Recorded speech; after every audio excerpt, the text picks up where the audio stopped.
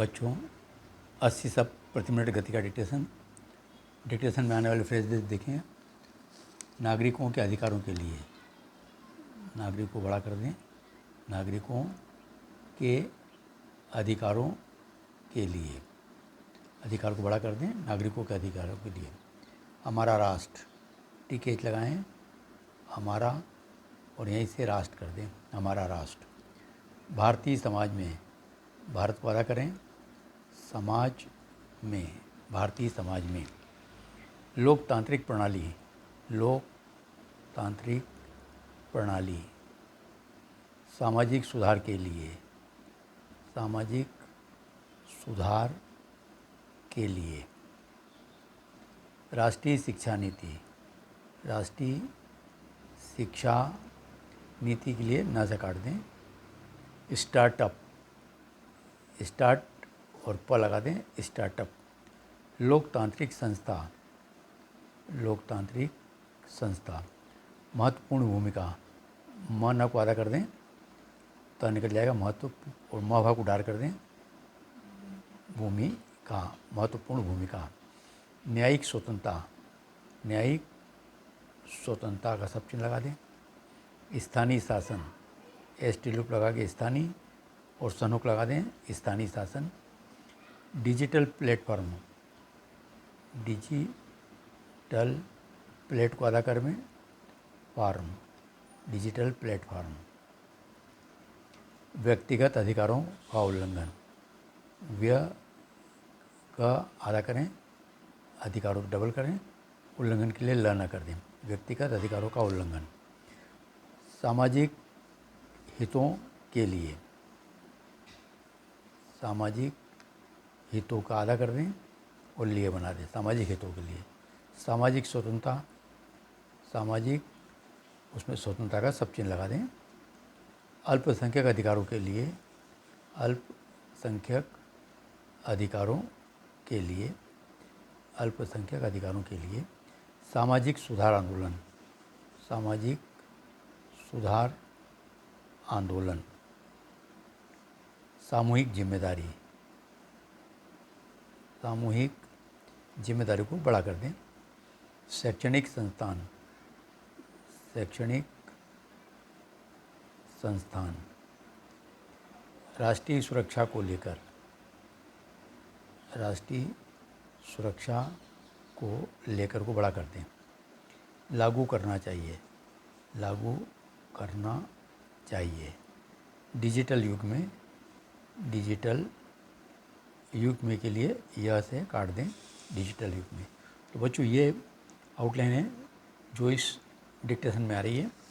अब आप 80 शब्द प्रति मिनट गति से डिक्टेशन लिखें।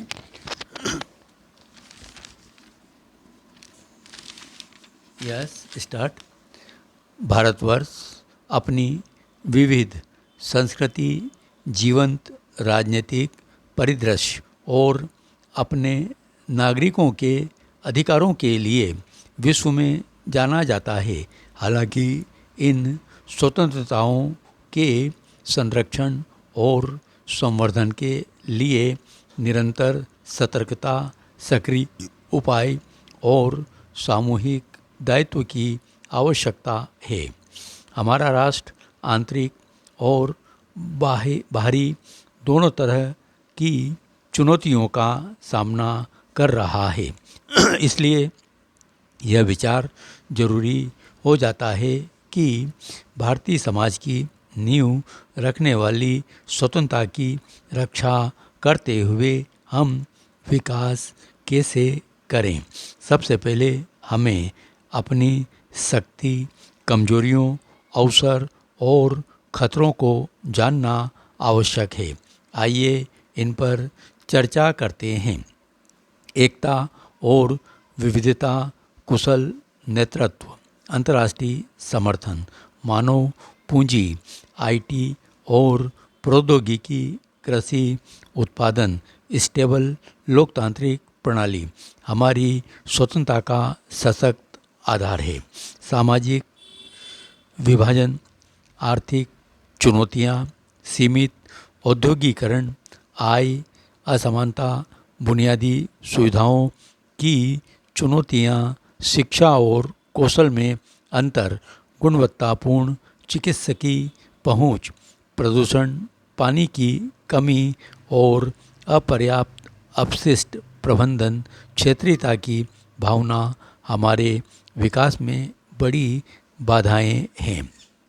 उपरोक्त के अतिरिक्त आर्थिक आत्मनिर्भरता, उत्तरोत्तर उन्नत सामाजिक सुधार, राष्ट्रीय शिक्षा नीति में निहित शैक्षिक विकास, सूचना प्रौद्योगिकी, चिकित्सा, पर्यटन, नवाचार और स्टार्टअप पर्यटन आदि हमारे देश के लिए महत्वपूर्ण संभावनाएं प्रदान करते हैं। हालांकि कुछ ऐसे खतरे भी हैं जिन पर निरंतर ध्यान देना आवश्यक है। इनमें सुरक्षा संबंधी चिंताएं जैसे क्षेत्रीय संघर्ष और आतंकवाद, जनसंख्या दबाव, नई बीमारियों और महामारियों का उद्भव, जलवायु परिवर्तन, सामाजिक असमानताएं, बाहरी दबाव और वैश्विक आर्थिक कारक प्रमुख हैं। स्वतंत्रता की चुनौतियों से निपटने और हमारे निरंतर विकास हेतु हमें कई कार्य करने होंगे और उन कार्यों में खुद को जुटाना भी होगा। इनमें से कुछ निम्न हो सकते हैं। न्यायपालिका, विधायिका और कार्यपालिका सहित भारत की लोकतांत्रिक संस्थाएं शक्ति संतुलन बनाए रखने और स्वतंत्रता को बनाए रखने में महत्वपूर्ण भूमिका निभाती है।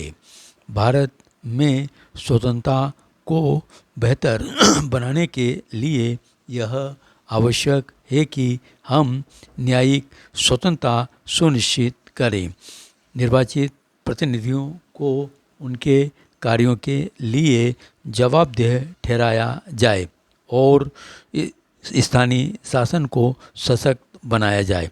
अभिव्यक्ति की स्वतंत्रता किसी भी लोकतांत्रिक समाज की आधारशिला है।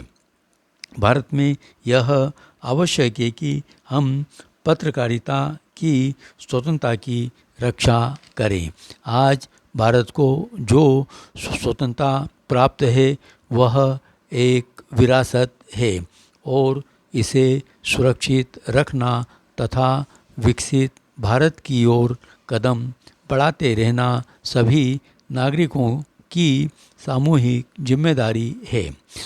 लोकतांत्रिक संस्थाओं को मजबूत करके अभिव्यक्ति की स्वतंत्रता को बढ़ावा देकर आर्थिक और सामाजिक स्वतंत्रता सुनिश्चित करके नागरिक जिम्मेदारी को बढ़ावा देकर और व्यक्तिगत अधिकारों के साथ राष्ट्रीय सुरक्षा को संतुलित करके भारत एक जीवंत लोकतंत्र के रूप में फल फूल सकता है, जहां हर नागरिक को स्वतंत्रता की पूरी श्रृंखला का आनंद मिलता है।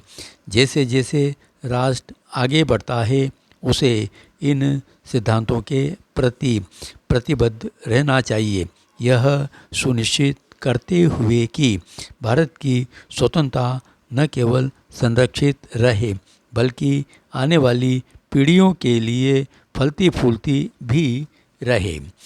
नागरिक संवाद को प्रोत्साहित करें, डिजिटल प्लेटफॉर्म को विनियमित करें जो व्यक्तिगत अधिकारों का उल्लंघन न करें बल्कि बड़े सामाजिक हितों की रक्षा करें। सामाजिक स्वतंत्रता जिसमें सम्मान के साथ और बिना भेदभाव के जीने की स्वतंत्रता शामिल है, एक न्यायपूर्ण समाज के लिए मौलिक है। भारत में सामाजिक स्वतंत्रता को बढ़ाने के लिए लैंगिक असमानताओं को दूर करना, अल्पसंख्यक अधिकारों की रक्षा करना, सामाजिक सद्भाव आदि आवश्यक है। जाति आधारित भेदभाव, दहेज और सम्मान हत्या जैसे मुद्दों को कड़े कानूनों, शिक्षा और सामाजिक सुधार आंदोलनों के माध्यम से निपटाया जाना चाहिए।